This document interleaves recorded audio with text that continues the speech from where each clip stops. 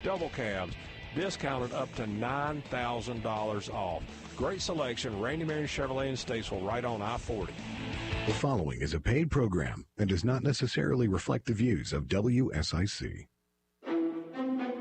Hello and welcome to Dollars and Cents, presented by North Main Financial. I'm your host, Joshua Dobi. Thank you so much for hanging with us here. 4 o'clock hour here on Thursday. You got 53 minutes and 40 seconds until we get to that 5 o'clock bell. That's the one I'm talking about. That's not the one. You got to keep working. We got 53 minutes and 30 seconds until we get there. But I appreciate you spending that time with us here. If you're a 9-to-5er, we're giving attention to all things economic and financial. I don't need to tell you, if you've taken even a half glance at some business news here over the last 24 hours, you probably have an idea about how I'm going to kick off today's show. But before we do that, let's get through the obligatory things first. As a previous listener to Dollars and Cents, that we're going to be talking on all kinds of things here. We're going to be looking at some things in a positive light, some things in a negative light. I promise you we are going to be talking about specific companies in those ways as well. But in doing so, nothing that we're talking about here is intended as a specific recommendation for you. Meaning that even though we're looking at these things in this way, and strategy-wise, we're going to be probably, on one side of the ledger or another in terms of where we are in this market environment, that, again, everybody's situation is unique. We strongly, strongly recommend that you reach out to your tax advisor, to your financial advisor, or if you'd like to reach out to us at North Main Financial Group, love to hear from you. Love to chat with you about your particular journey and to see if there are ways in which we might be able to be helpful to you. Online, you can find us at northmainfinancial.com. That's north like the direction, main like the street, financial.com. We have a contact page on there. You leave us an email address or a phone number. Let us know the most preferred and desirable ways for us to contact you, again, at northmainfinancial.com. You're also welcome to call us here in the studio. I got a lot on my plate here. I'll tell you that in advance, but I promise I'm going to try to squeeze it in today. If you have a particular question, if I can't squeeze it in today, promise you I'll get to it on the next show. 844-STUDIO-4. That's 844-788-3464 here in the studio. Love to chat with you about it. Again, if you've even had a sideways glance at the business news end of things, lots of flurry here over the last 24 hours. So let's get into it. What's hot, right? This one kind of dominates. I got to kick it off in this way on the What's Hot segment. I probably would be asked to leave the building if I did, if I didn't. The Federal Reserve. You hear me talk about them a lot. Federal Reserve met Tuesday and Wednesday of this week, as of the time of this live broadcast or this podcast, if you happen to be listening to the recording. And they had their big, widely anticipated conference yesterday with Fed Chair Jerome Powell. 2 o'clock Eastern, very standard, very normalized. What came from him, though, in terms of the announcement about probably one of the most widely anticipated overnight lending rate cuts in our history, was not so much that it happened as the amount that it was. So largely anticipated, at least insofar as the futures markets were concerned, up to that time. 25 basis points, 0.25%. That would be, let's call it normal in terms of historical precedent. Boy, they surprised a little bit. 50 basis points, so 0.5% reduction in the overnight, what is, in my world, the overnight lending rate, sometimes called the member bank rate, sometimes called just interest rates. But I want you to be aware about to what they're referring. Really, when we're talking about a reduction in interest rates, when the Federal Reserve, so this is a little econ, it's not 101, let's say it's around 303 or 404, up there. But when we're talking about the Federal Reserve reducing interest rates, what they are doing is they are either reducing, in this instance, or when they're increasing, the rate that they charge to member banks when they lend money to them. So all banks who are members of the federal banking board, which is practically everybody who has FDIC insurance. So it's I can't say it's everybody, but practically every lending institution that has FDIC insurance, they are able to borrow from the Federal Reserve in order to lend money out, to do other kinds of things, but primarily to lend money out. And then the Federal Reserve charges them an interest rate. Well, of course, as they're charging that interest rate, then the bank is passing that down. They're adding their own margin to it. There you get the loan rates that we usually experience, whether it's with mortgages, auto loans, lines of credit, et cetera. That is a very, very quick version of what actually happens. But you can understand then that when the Federal Reserve drops rates, that they are charging to the banks, well, then those banks, for people like you and me and small businesses and large businesses, are probably going to experience lower rates. And when we go to borrow from those member banks, that's what it is in a nutshell. That's why it matters. So the Federal Reserve isn't affecting it directly for you and me for the next car loan that we have, the next mortgage rate that we have, the next line of credit that we have. But because it's flowing through the institution to which they're charging that rate, that institution is probably charging us a little bit less. I know it's a little bit wordy, but I wanted to clarify that because sometimes I think that gets lost in the mix a little bit. So instead of 1/4 of 1 percentage point, 50 basis points. Now, we're going to talk a little bit later on in the show here about what are some of the practical impacts we can expect from that. But I'm going to touch a little bit on it here because we've had tons of questions here over the last 24 hours from folks. I get it. I mean, it was some unanticipated. The market gave it about a 25% probability yesterday. Definitely was surprising. You could even see it in the equity and bond markets yesterday. I don't think they knew what to do as far as movement after the announcement was concerned. First of all, things went very positive. Then things came back and pretty much ended where they started the day. It was very interesting to see that. Now today, as of the time that I jumped on the air here, boy, the equity markets took off, and actually the yield curve on the bond end of things began to normalize a little bit, meaning the front end was dropping or reducing, the long end was extending or going a little bit higher. So that's a positive thing in the near term, but it's one session, one rate, so let's not get too carried away. But certainly the equity markets kind of got regrounded here a little bit today, and the more aggressive end, not everything, plenty of things were in the red today, but certainly the more aggressive end of the equity markets had a bonanza of a day, generally speaking. Not all stocks, but generally speaking. So, all right, so what can we anticipate? Again, I'm going to touch on this a little bit here. I'm going to catch more of it on the back end of the show. It's a little bit of a teaser so that you guys hang around because there are a lot of things to consider, meaning that the impact of any kind of movement in interest rates affects practically every point in our lives. And that's true whether you have an outstanding mortgage or car loan or not. Because remember, I'm not just talking about individuals here, but I'm talking about businesses. And if it's cheaper for businesses to be able to take out loans or to take out lines of credit, then theoretically, not everybody, but theoretically, then they can charge less or they can offer up their services for less because their cost of capital is less. Not one-to-one correlation, doesn't happen automatically, certainly doesn't happen overnight. It definitely takes some time to percolate through the system, but it is a possibility, and that's why there usually is, let's call it some positive kinds of sentiment when it comes to the Federal Reserve reducing rates, generally speaking. Now, it's also true, this is one of the things to consider, that it isn't good for everybody. For example, for folks who are savers, especially in our banking institutions, those folks who have been utilizing money markets, savings accounts, CDs, T-bills, T-notes, those kind. When I say T-bills and T-notes, Treasury bills, Treasury notes. Generally speaking, not with all products, but generally speaking, you're going to see some reduction in those rates. And it's very intuitive when you look at it, right? If we're going to have a lower cost of lending on this side of things, we're also going to have lower rates of return on the CDs and the savings accounts and money markets that financial institutions offer up. So it's something very, very important to keep in mind. It's going to be very interesting to see. I just had this conversation with the chief, Justin, before I came on the air here. There is a tremendous amount of money in cash or cash equivalents on the sidelines. And by tremendous, I'm talking about multiple trillions of dollars just in this country alone. So what happens to that money? Does it stay in the space where it is? Is it concerned about the economy, so it wants to stay in a safer instrument, even if it returns less? Or does that money begin to look around a little bit? Are there other opportunities where the ROI might be more attractive than keeping it in that money market account or keeping it in that CD? That is literally the multi-trillion-dollar question that we're going to be watching to answer here over the next several months. But in the meantime, we're going to hear from our sponsors for a few moments. Thanks for hanging with us here on Dollars and Cents on WSIC. Keep it right here. Dollars and Cents with certified financial planner Joshua Dobi. We'll return shortly on 105.9, 100.7 WSIC. Well, you might still want to keep the rain gear within close reach, but chances are you won't need it. Some clouds, sunshine, and an isolated shower or storm possible today.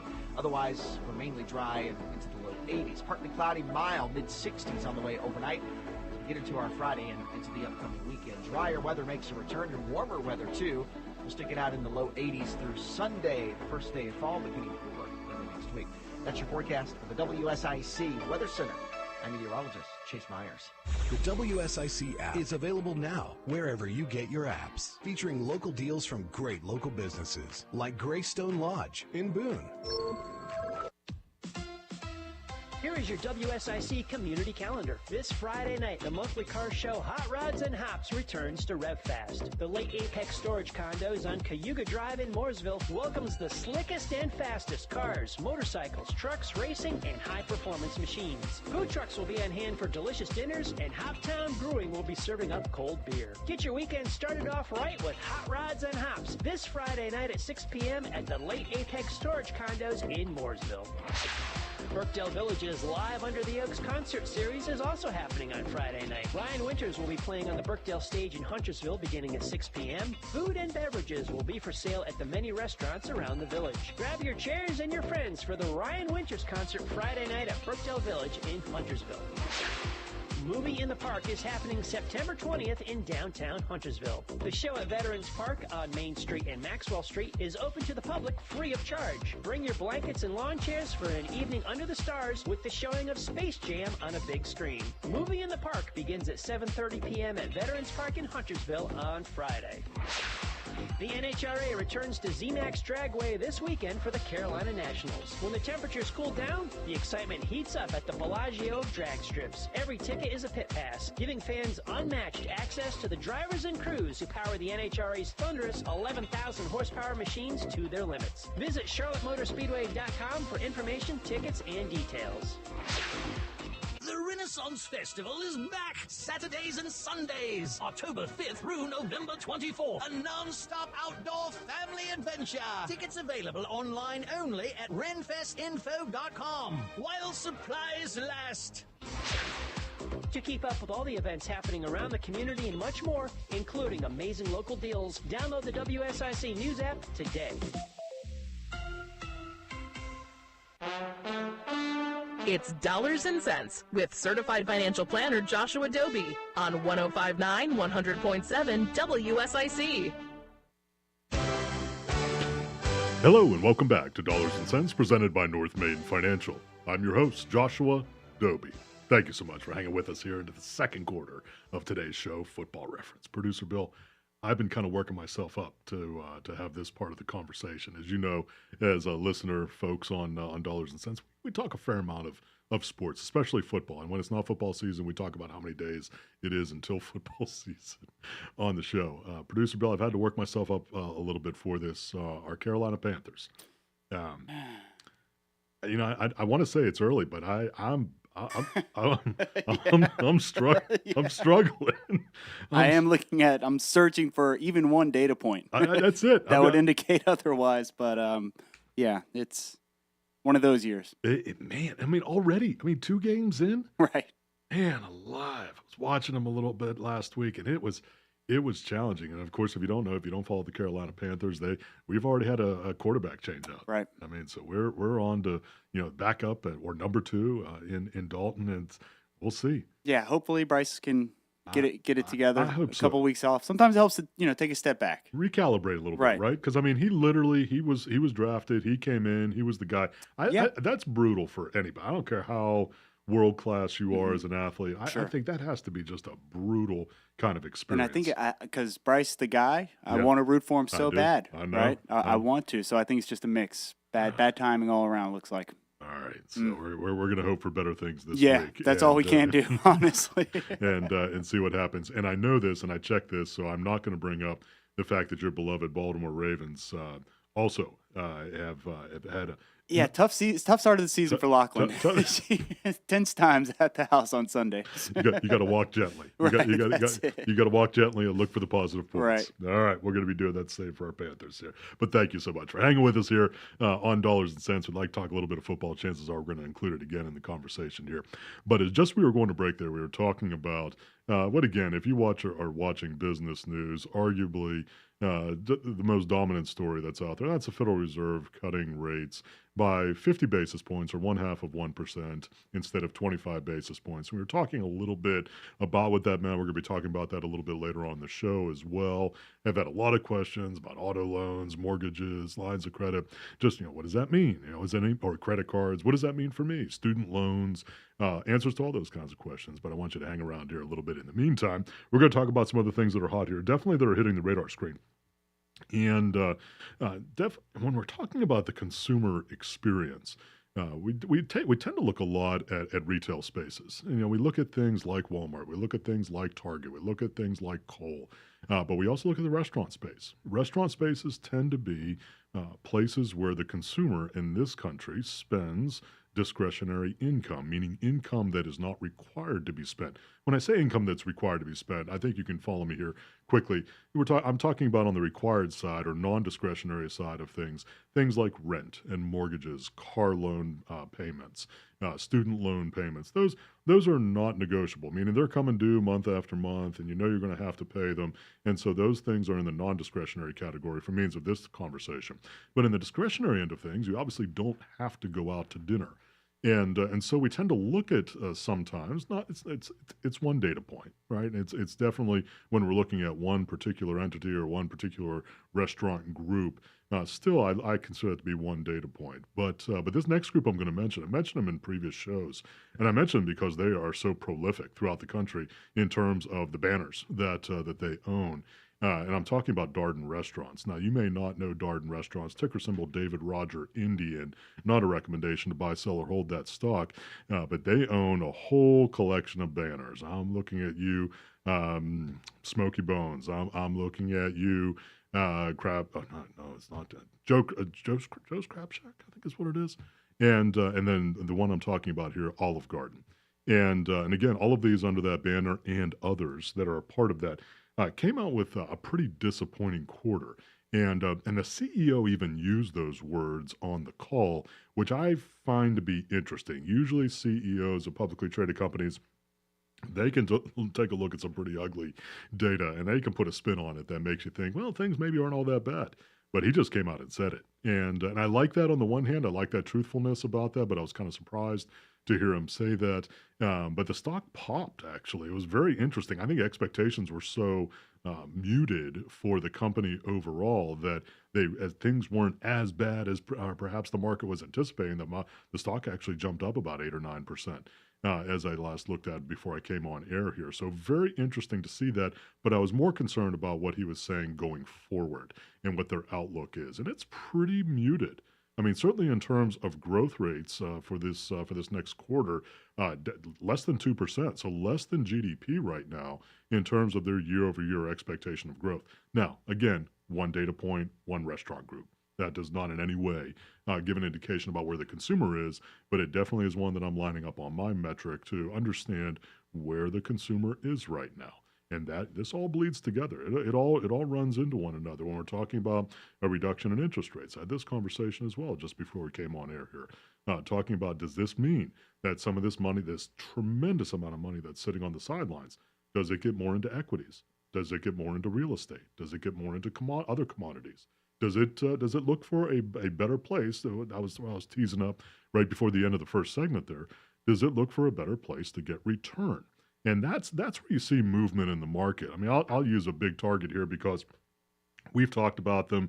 They've been one of the most widely talked about stocks here, and it's NVIDIA. And again, not a recommendation to buy, sell, or hold NVIDIA. Nancy Victor David Alpha is the ticker symbol on them. But let's call it what it is. I mean, part of the reason why that stock has done so well recently is because money that's been chasing after other money. I mean, I'm fairly convinced, and this is true for all hot stocks at some level, but I'm fairly convinced there's a significant number of folks who were buying NVIDIA had very little idea of who they were, what they did. They just happened to be doing well. And I get that. It's that follow-on kind of investment, and you hope that train keeps running down the track. But at a certain point, there then becomes a little bit of a thinning of the herd, and then folks who actually are concerned about investing in them for the long time tend to hang around, and the hot money tends to disappear. And so that's one of the things that we're watching right now. What's going to happen with all this capital on the sidelines? Where's it going to go? It may not go anywhere. It may stay exactly where it's been here for the last couple of years as interest rates have risen so much, or It may start to go hunting, or probably, as is almost always the case, it'll be some combination of the two. All right, let's keep on the food theme here. I got to bring this up because I mentioned to producer Bill and the Chief Justin just before I went online here. This one definitely caught my eye. Now, I'm going to bring up a group that we've talked about here, and we talk about food with some regularity here on Dollars and Cents. Yes, because it's important to understand where the consumer is spending money, but frankly, we just like to eat.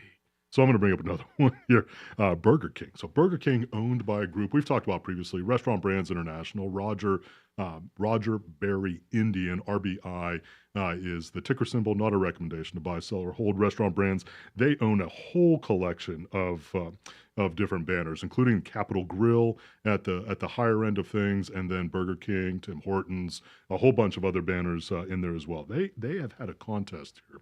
And as I'm looking at this, I'm sad to report that they have already winnowed the entrance down to 3. So if I'd have known about this earlier, I would have brought it to you. But apparently it has already been winnowed down to 3 finalists, and it is the $1 million Whopper contest. Now, Producer Bill, I don't know about you, but when I saw this come across my screen, I may have stopped everything else that I was doing in order to get an understanding about what that means, so that I could figure out, first of all, how you could win $1 million with Whopper, because I would certainly be willing to throw my proverbial hat in the ring for that. But then to understand, okay, well then what exactly do you have to do? And so apparently there were over 1 million entries into this, where you devised some variation of the very popular Whopper hamburger sandwich at Burger King. Burger King would then choose or go through a selection process to get down to the final 3. And now my understanding is it's a public vote. So of these 3 that remained, whoever gets the most votes, and I'm sure there's some restrictions on them, so take a look at it online here. It's on the internet. And as we say here at WSIC, everything that's on the internet must be true. That's not true.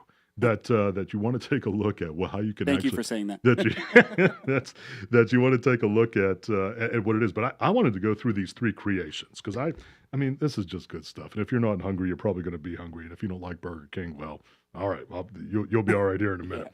Yeah. All right. So the creations, the 3 creations include. Oh wow. The fried pickle ranch Whopper, which includes the usually found quarter-pound beef patty, pickle, ranch, lettuce, fried pickles, bacon, and Swiss cheese. Now again, I can see that. I mean, I'm looking at that combination there, and I'm going, yep. Yeah, I'm liking this. Yeah, I mean, there was no point at which I said, ooh, no. There wasn't. Sometimes you see that some kind of combinations they get a little squirrely, at least in my world. I can put all of those things together. Shoot, you could even keep the beef patty. I could. I mean, yeah, it's got enough. just give me fried pickles, bacon, right. Swiss cheese, lettuce, ranch, and pickles there. That I would like that. So that's the first one. Next one, maple bourbon barbecue Whopper. Same beef patty with maple bourbon barbecue sauce. Mm-hmm. I like that. Crispy onions, jalapenos, maple bacon seasoning, more bacon, and American cheese. A lot of B's. I like it. I mean, I'm apart from the alliteration, I love this. I mean, I'm going right down here. I'm going, okay, maple bourbon barbecue sauce, check. Crispy onions, yes. Jalapenos, I mean, yes. I mean, this would be very hard for me to choose just one. I'm already into it. Third one, Mexican street corn Whopper. Interesting combination here. Topped with street corn spread. All right, so I'm assuming some variation of street corn, if you're familiar with that, but in a spread form, lettuce, tomatoes, Southwest seasoned tortilla crisps, so you're getting the crunch aspect of things, Mexican spicy queso. Man, it'd be a hard one. Well done. That's a really hard choice. I mean, whoever was in the decision-making process to get it down to the final 3, I mean, that's impressive. That stands out. It does. You see, I was going to suggest a different take. Maybe I thought somebody was going to throw in like a Whopper dessert, something that looked like a Whopper. That would be my $1 million idea. That's exactly, or I thought there was going to be, can we do it for a different meal? So if it's dessert or breakfast, I like right? it. So you go with the fried egg kind of thing, fried egg, bacon, hash browns or something. More on this. Great stuff.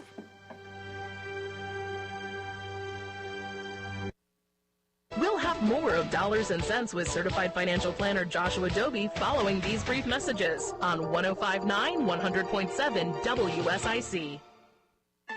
Well, you might still want to keep the rain gear within close reach, but chances are you won't need it. Some clouds, sunshine, and an isolated shower or storm possible today. Otherwise, we're mainly dry and into the low 80s. Partly cloudy, mild, mid-60s on the way overnight. As we get into our Friday and into the upcoming weekend, drier weather makes a return, and warmer weather, too. We'll stick it out in the low 80s through Sunday, the first day of fall, but getting cooler next week. That's your forecast for the WSIC Weather Center. I'm meteorologist Chase Myers. Hi, this is Bob McIntosh with the McIntosh Law Firm in Davidson. Since 1997, we have been committed to providing our clients with competent, caring, and experienced legal services. Learn more at McIntoshLawFirm.com. On the lot at Black Automotive. Look at these Buick Envistas. The all-new Buick Envistas are leasing for as low as $299 a month. Check with them here at Black Automotive for all the details. Black Automotive Statesville. DrumLandscapeSupply.com. DrumLandscapeSupply.com. DrumLandscapeSupply.com. Honey, what are you doing? Oh, I figured if I rubbed my lawn and said DrumLandscapeSupply.com, I'd have the dream lawn I've always wanted. Prioritizing your health is one of the best ways to take care of yourself. From routine visits to the joys of pregnancy to the illnesses that stop you in your tracks, Iredell Health System will be by your side. Learn more at iredellhealth.org.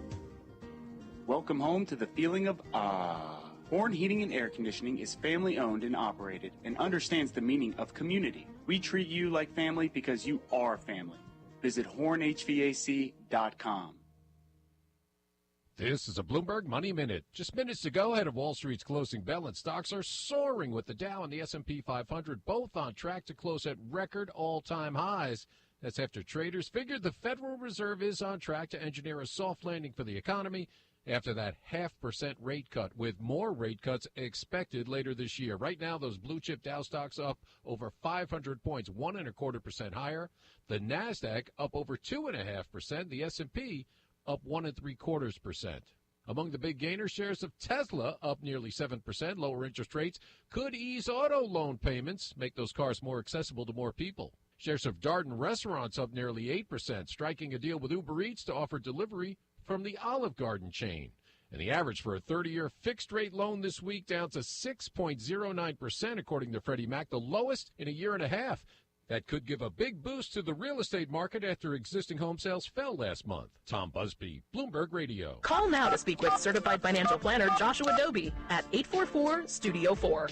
It's dollars and cents on 105.9, 100.7 WSIC.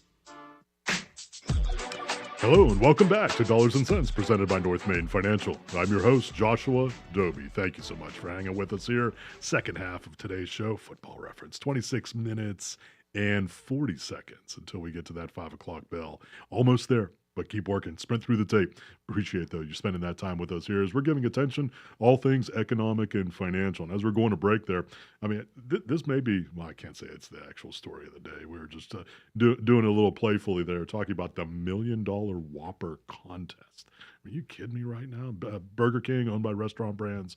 RBI is the ticker symbol. Roger, Bravo, Indian. Not a recommendation to buy, sell, or hold their stock, but pretty cool stuff. I mean, I was going through those combinations there. Again, you could keep the beef patty. I probably could just eat the toppings.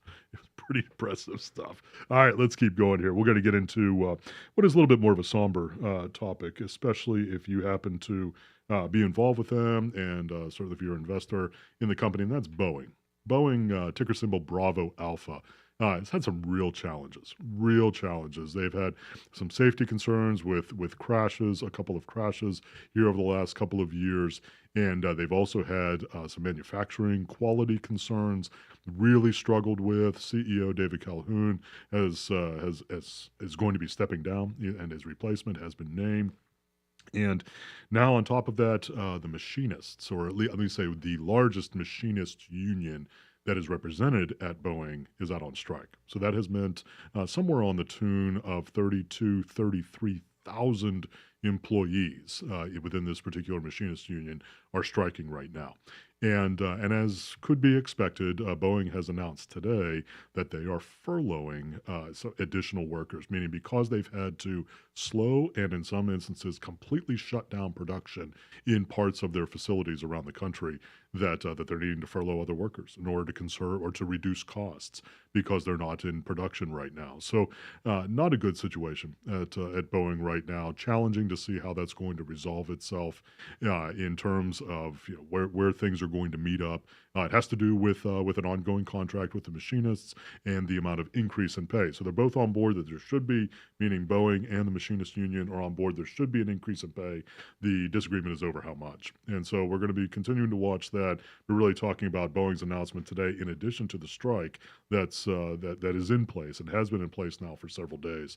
Boeing talking about needing to furlough tens of thousands of additional workers in order to keep costs lower in this time when production has slowed. All right, let's go to a company though that my gosh, I mean, I know they run in cycles, but it's hard to see them slowing down here over the last decade or so. That's Amazon. I don't need to tell you who Amazon is. Just look outside your window. If you happen to live in any kind of neighborhood, I don't care if it's urban, rural, or anything in between, chances are you're going to see an Amazon van or truck zooming by at some point there. They just announced coming into the holiday season here. And I know we're not even at Halloween here yet, but it is going to be the holiday buying season here before too long. Announced an increase to the average entry wage for a warehouse worker up to $22 an hour. So the average was $20.50. They've increased that to $22 an hour ahead of the holidays. And in addition to that, there's opportunity to have a Prime subscription as one of the benefits that you receive working in the warehouse there as an entry-level worker. And again, if you're looking at, we talk football here a lot here, Thursday night, NFL, got to have a Prime subscription in order to be able to watch it. So in addition to the benefits of delivery and reduced costs, or in some cases, free delivery there. So very interesting to see Amazon coming out with that. They obviously feel very, I'll say it, confident coming into the Christmas retail season, or perhaps they're shorthanded. That's also a possibility as well. So they're needing to attract more folks, and that's why they're paying up to be able to attract more folks. But my guess is the reason why they're needing to find more folks, generally speaking, they're anticipating a significant amount of demand for delivery services here through the Christmas holiday season. So I look at that as a relative positive on the consumer end of things. We're going to be talking Christmas retail season here in subsequent shows. That's a big indication about where the consumer is. Definitely going to be looking at other retailers as well. If we're looking at Target, we're looking at Walmart, looking at Kohl's, et cetera. So we're going to keep them on the proverbial radar screen as we're doing that. Now, need to bring in this segment here, and I know this is really permeating the show. That's why I got to talk about $1 million Whoppers and things like that. But I do have to come back into interest rates, and this is under a segment that we call really what to know, or things that are good to know on your end of things. Not because they're necessarily on your radar screen right this moment. They may be, but probably they either have been or they're going to be at some point in the future. And so that's why we bring them up. So these are the kinds of things, somewhat ubiquitous, but definitely something you've heard about or perhaps have experienced, family members have experienced. So this week's segment on What to Know, talking about should I, so this is a somewhat rhetorical question, but I'm going to dive into it. Should I refinance my mortgage? And I think for the obvious reasons, we can understand why I'm bringing that up today. Because we've had that question a lot here. Even we're not mortgage brokers. We don't actually engage in the mortgage business. But of course, so much that we do at North Main Financial Group is part and parcel to the planning process and includes management of debt, whether it's a mortgage on a primary residence, on an investment property, if it's on commercial property, lines of credit, for commercial reasons, small business reasons, all of it. We're dealing with all of it all of the time. And so should I refinance? There's actually a pretty good spot article in the Wall Street Journal on this as well. Not too bad in terms of, and that's my opinion, obviously, but not too bad in terms of how it's put together. And I'm going to start out by giving you a terrible answer. It depends. Everybody's situation is unique. There's no blanket, yes, everybody should refinance now, or no, nobody should refinance now. Never the case. So that's definitely not what I'm talking about here. But in terms of how do we answer that question, I'm going to give you a couple of very large, broad target kinds of considerations in doing that. In our experience at North Main Financial, because of the costs involved with refinancing, generally speaking, you want to be able to reduce your interest rate by 50 to 100 basis points as a way to begin, meaning that you need to be able to reduce your interest rate by at least a half, preferably closer to a full percentage point before it makes financial mathematical sense to refinance. Now, again, everybody's situation is different, unique. This is not saying that if that's the case that you should automatically refinance. But generally speaking, broad-based kinds of thought processes. And the reason for that is this. In any kind of refinance scenario, there are costs involved. So it's not just that in almost all instances, not all, but almost all instances, there needs to be a re-underwriting process. There probably needs to be an appraisal done. There probably needs to be a review of credit. So there are expenses. There are underwriting costs that are associated with that. So you need to, quote, recoup those costs with the drop in rate, and that takes some time in order for you to recoup those costs. So when you're looking at your primary residence or your investment property or your piece of commercial real estate, whatever that may be, and you're looking at that and you're doing the math, it's important to calculate how long is it going to take for you to recoup those costs. And then to answer the most important question, do you anticipate living in or using that property for at least that amount of time? That's the equation. Again, everybody's situation is unique. Very, very important to look at your own details. But that's the important part of the equation when you're looking at the question of whether you should refinance or not. Generally speaking, again, first big rubric, generally speaking, 50 to 100 basis points at least, meaning you have to drop it by a half to a full percentage point or more for it to make sense. But then coupled right along with that is how long, even with that reduction in rate, does it take for you to recoup the costs of refinancing? And so it may take you a couple of years. So then you have to ask yourself, okay, are we planning to be in our home? Are we planning to own this investment property? Are we planning to continue to hold this piece of commercial real estate for at least that time?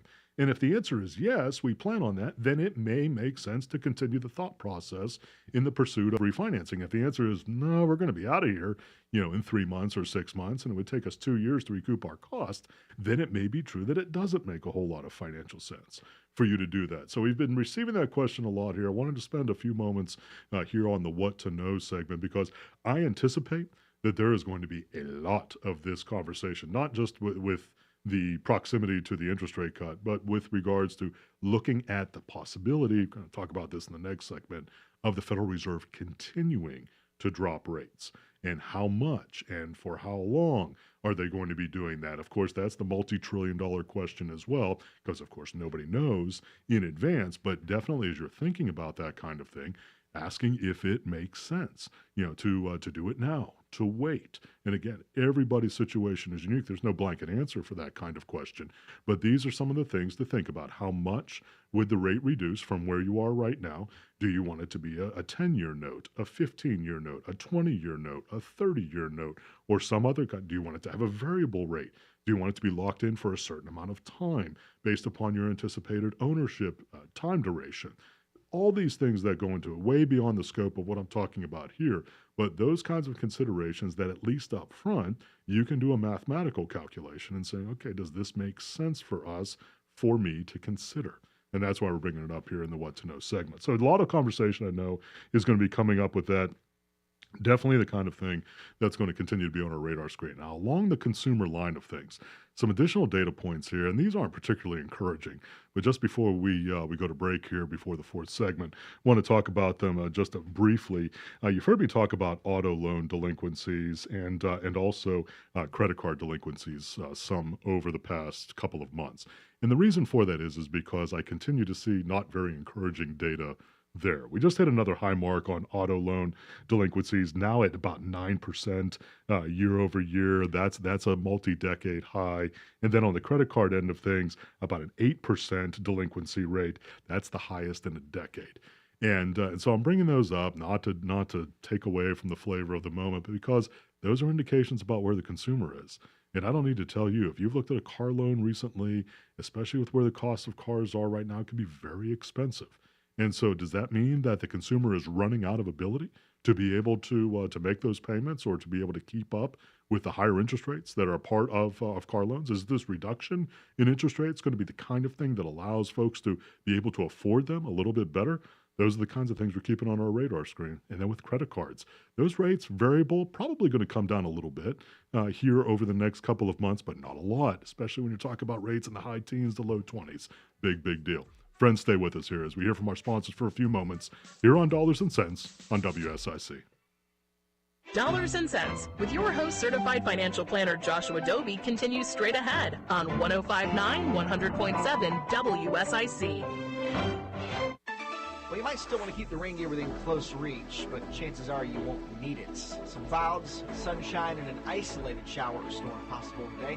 Otherwise, we're mainly dry and into the low 80s. Partly cloudy, mild, mid-60s on the way overnight. Get into our Friday and into the upcoming weekend. Drier weather makes a return, and warmer weather too. We'll stick it out in the low 80s through Sunday, the first day of fall, beginning cooler early next week. That's your forecast for the WSIC Weather Center. I'm meteorologist Chase Myers.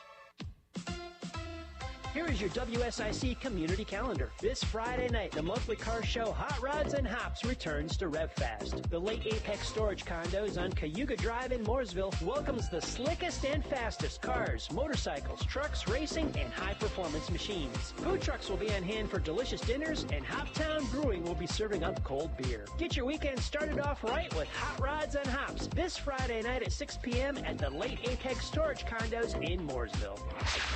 Birkdale Village's Live Under the Oaks concert series is also happening on Friday night. Ryan Winters will be playing on the Birkdale stage in Huntersville beginning at 6 p.m. Food and beverages will be for sale at the many restaurants around the village. Grab your chairs and your friends for the Ryan Winters concert Friday night at Birkdale Village in Huntersville.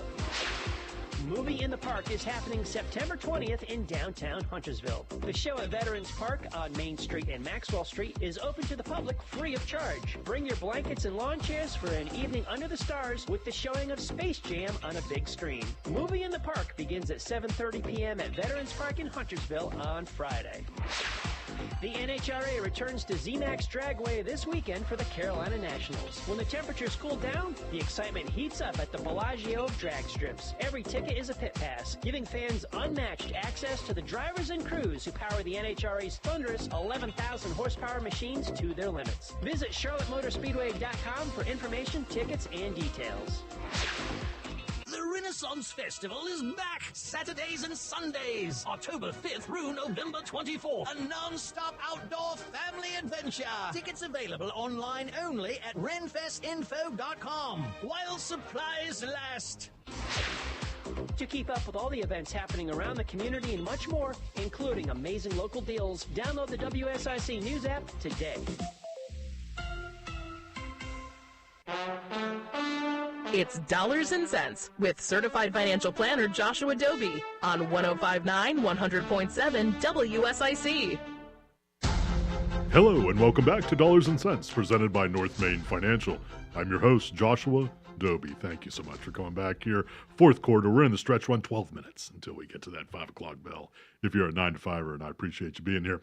As we were talking about going to break there, talking about some things that were, well, concerning. I do have to say that at this point. Concerning about the consumer, alliteration not intended there, but concerning in terms of the ability for the consumer to spend at a level that's expected by an economy that's growing at the pace that we are right now. We're going to be watching that closely. Christmas retail season coming up here before you know it. That's going to be an indication about where the consumer is. We're going to be watching those kinds of things on the retail levels, the restaurant level, and let's call it non-discretionary kinds of things. And certainly in that non-discretionary end of things, I have to include vacation, going on a cruise. And so this next one I'm going to bring up here, we've talked about cruise lines previously, sometimes in a not so great light because of the amount of debt that they've needed to bring on, sometimes in a more positive light. I mean, some of the new cruise ships that are out there, I don't know if you are a cruiser, but my goodness. First of all, these things are gigantic. These are cities on the water kind of thing. Just amazing.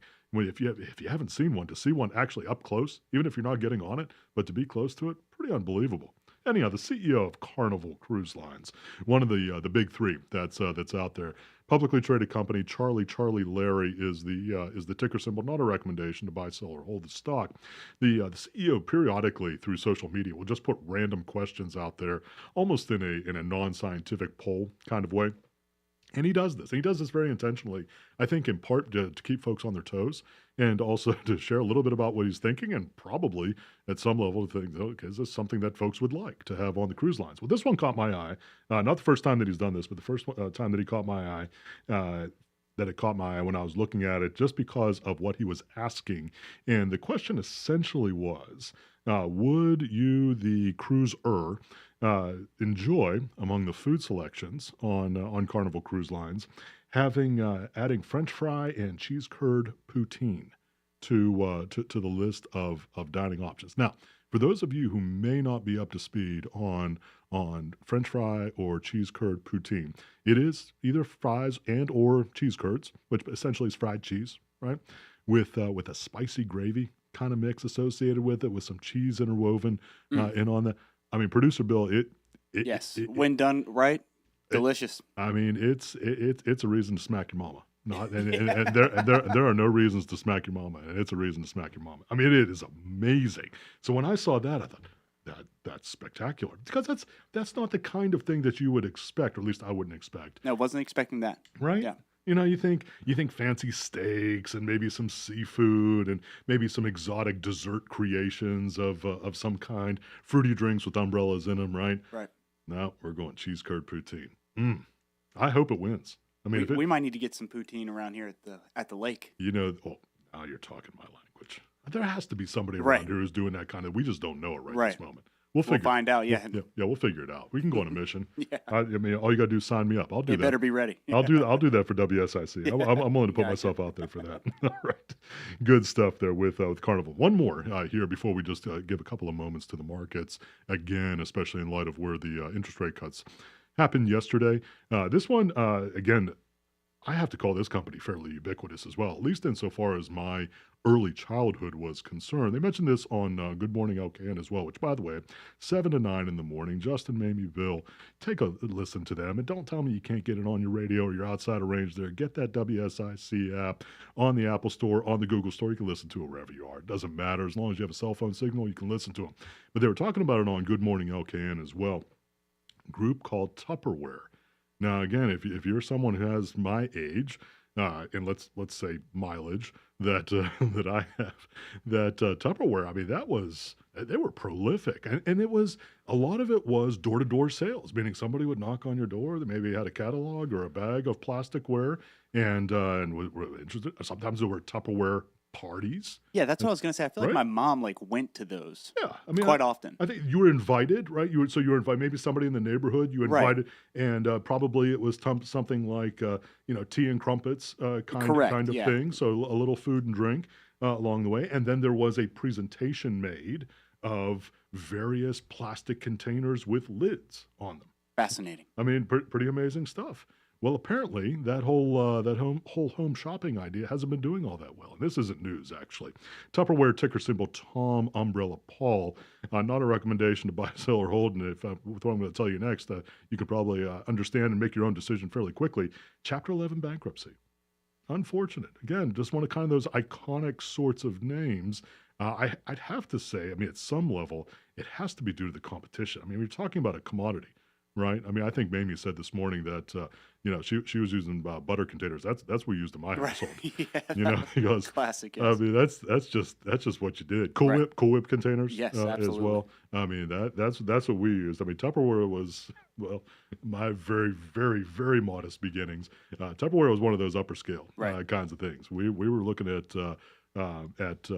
those butter containers and Cool Whip containers. But unfortunately, so maybe that's part of it. Maybe for whatever reason, not as many folks cooking at home. Could be that as well. Tough to say one binary kind of factor. Usually, almost never the case. That is just one factor. Chapter 11 bankruptcy, 70-year-old company, 70-plus-year-old company, $1.25 billion in debt, about half of that in assets. That's when you're going bankrupt, unfortunately, unless you have just an amazing ability to be able to sell. They are looking to reorganize, which is kind of interesting. I have to imagine that if somebody picks them up, they are going to shrink that company geometrically and do maybe some specialty kinds of things that have some better margins associated with them. When I say specialty kinds of things, I'm assuming things that you can produce cheaper and charge more for. I don't know really what that is. I'm not a Tupperware expert on that thing, primarily because I don't have many leftovers. There just isn't a whole lot of need. If it's sitting in front of me, I cover up the space. It says, if it's on your plate, you finish it. So it's just Tupperware has been frustrating for me. Yeah. Just to get it out, and it's always, what do I do with the lids? I don't know. I got my own thing I'm going through. No, I completely understand that, because then you have a container, you can't find the lid. You have a lid, Correct. Can't find the container. Very, very frustrating. But you know what the solve is for that? aluminum foil. Yeah, that's it. Aluminum. Yes, I mean, that is the lid. I mean, I literally keep that almost in my back pocket Right. because I'm going to look for about 10 seconds, and if I can't find it, aluminum foil. Right. And we're on our way. All right, Tupperware. All right, let's talk a few moments here before we close today's show. On the markets, recapping a little bit about where the Federal Reserve has been and the move that they made yesterday. 50 basis points of reduction in the overnight lending rate. I would call it a surprise to the market. There were some bets out there, for lack of a better term, that they would reduce it, but definitely not on the majority. The majority of the futures market was indicative of a 25 basis point cut. So what does that mean for you? Well, you heard me talk a little bit about in the What to Know segment about when it's good to consider refinancing a mortgage or a commercial note. And again, not true for everybody to consider it in those parameters, just some broad-based ideas to consider. But what does it mean in terms of practical terms? Well, as I said, I don't know, 30, 40 times here today in various conversations, emails, and text messages, don't get carried away. And I say that not because I don't want folks to be excited about possibilities or things that may be advantageous to them from a financial standpoint, but even though this cut was larger than anticipated, the actual material impact that you will feel in your budget or in your financing possibilities may or may not be as large as you anticipate. I'll say it this way. If you're carrying a balance on a credit card, and let's say you're paying 21%, and that rate reduces by 0.5%, I would dare say you're not going to notice that all that much, okay? If you are looking at a car loan possibility, instead of 8.5%, you're paying 8%, you're not going to probably notice a whole lot of difference in your monthly payment. So I don't say that to prick the balloon or to dampen enthusiasm for possibilities. I'm just really wanting to level set expectations for what this means. Now, setting that up, so I gave you the low part, don't get excited kind of thing. Where we can start to look, though, and the Federal Reserve has been very upfront about this. That's the reason why I'm saying it in this way, is what is the Federal Reserve going to do in their November and December meetings? And of course, as we talked about yesterday in talking with some other folks, about that, that's pretty much the next thing that's going to happen. As soon as the cut's announced, the very next thing the market's going to do, what are they going to do next? And that's really where the focus has been today in so many of our popular business news outlets. What are they going to do in November, December? Now, I'm skipping October because there's not a scheduled meeting in October. That's why I'm talking November and December. And there is speculation not only that they will cut, but really about how much that they're going to cut. And generally speaking, when we look historically at what the Federal Reserve does, they rarely make an increase or a cut in a vacuum, meaning that they rarely do it singularly. They usually go on a trend where they are progressing through either a series of cuts or a series of raises. We saw that here just recently on the raise side of things. So we had 11 raises inside of 22 months, fastest in our history that we've ever done that amount of raising. And so we saw that where it was progressive over time. Now we're entering into a cut cycle of things. Chances are, not every meeting, definitely don't want to say that, but trend-wise, it is safe to say, especially with what Chairman Jerome Powell said yesterday, that we are going to get into a cut trend cycle. I say that to say then, for a practical standpoint, in terms of what you can anticipate coming up, there may be additional opportunities out there with lower rates on the lending or on the borrowing side of things. No promises. I'm not trying to predict about where they're going to stop. I think that's a fool's errand at this point because there's no way for us to know. We're not even talking about geopolitical influences in this part of the conversation. But just to say, keep your head up. If you're looking for that kind of thing, if you're looking for the possibility to refinance, if you're considering buying a new car and what a car loan looks like, if you have a line of credit that has a variable rate associated with it, there may be some possibilities out there. And even if they are not true today, they may be out there in the relative near future. Not saying they will be, but it's something to which to pay attention, especially when we're looking at it in the context of history. And that's where really what we want to land on today, right? We want to be aware. We want to be looking for the possibilities that may be sitting out there. We have some refinance possibilities. If you're looking to buy and maybe we're a little hesitant to do so, we just hit, I think, an 18-month low on the 30-year fixed mortgage as of this morning, getting much closer to 6% than we were in the 7.5% here just several months ago. So there are those kinds of things that are sitting out there. So it's definitely worth consideration, definitely worth keeping on your radar screen. Well, friends, I appreciate so much you hanging with us here on Dollars and Cents, presented by North Main Financial. We've touched on a lot of subjects today, looking at interest rate cuts. What's the consumer going to do? Ready or not, we're going to get into Christmas before too long. Thanks for spending time with us here on Dollars and Cents here on WSIC. Serving you better than ever before. WSIC, Statesville, W290DK Mooresville, W264CU Statesville.